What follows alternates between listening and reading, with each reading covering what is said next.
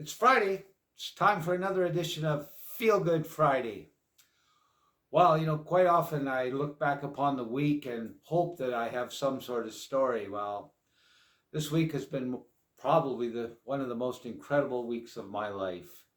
I've discovered how extremely naive and gullible I am. I've discovered that I have some of the most wonderful friends and a fantastic family.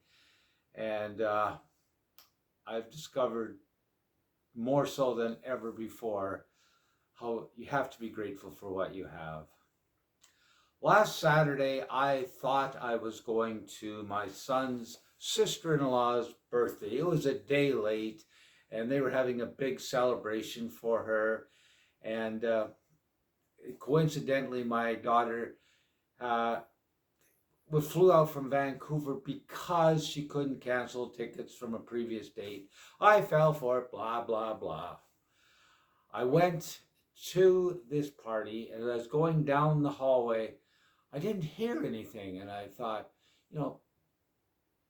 my brother's sister-in-law named Chow is really a nice person. It doesn't sound like anybody is even here. And I walked around the corner, and boom! I don't know how many people were there, but my whole world just yelled surprise. I couldn't even maintain my balance. I almost fell backwards. I was so dumbfounded. I saw my life in front of me. I saw my improv group. I saw my Toastmaster group. I saw my family group. I saw my next door neighbor. They were all there. I remember so distinctly that my daughter, who organized this, Jamie, gosh, I love you. God, I'm proud of you.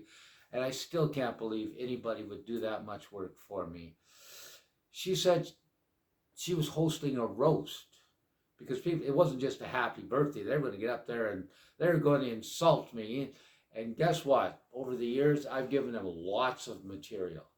But she was worried that maybe only 3 or 4 people would be willing to come up.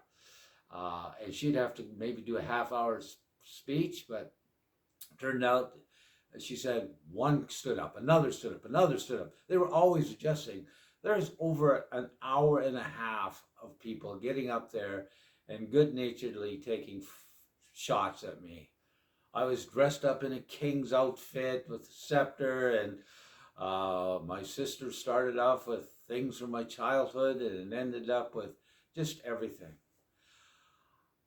I don't know what to do. Like, when they asked me to finally comment, I remember the only thing I could think of was 3 words. Wow, wow, and wow.